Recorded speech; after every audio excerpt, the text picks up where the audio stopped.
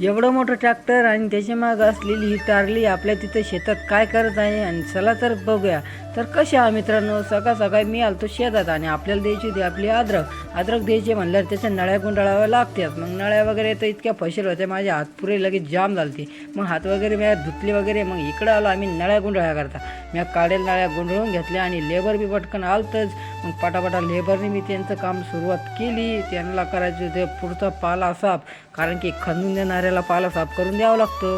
मग त्याच्या बाजूने मागून डबल आणखीन एक टोळी आली. आपली पहिली एक टोळी आली आणि मग दुसरी डबल टोळी आली. मग 2 टोळ्या म्हणल्यावरती मग लय मोठं लेबर सांभाळावं लागतं. मग पटापटा त्या लेबरला पहिलीकडून बसवलं. मग आपण इकडे येऊन गेलो खांडा असण्याकरता, कारण की पाल्यामध्ये दबतात खांडा. मग ते खांडा इथून टाकून दिले की मस्त चोख काम चालतं. मग तुम्ही बघू शकता 8 दिवसाची टारली भरली आपली. टारलीने ही टॉरली आहे किती मोठी. मग टारली वगैरे भरली आणि मग इकडं आपल्याला जायचं होतं दुसऱ्या टॉरलीकडं जायचं होतं. तर किती मोठा माल होता उरलेला. मग तो माल वगैरे बघितला तुम्ही बघू शकता. अशा प्रकारे आपला माल आहे आणि मालाची क्वालिटी एकच नंबर आहे, काय सांगावं काय नाही. आणि मग व्हिडिओला लाईक करत जा, फॉलो करत जा आणि भेटूया पुढच्या ब्लॉगमध्ये.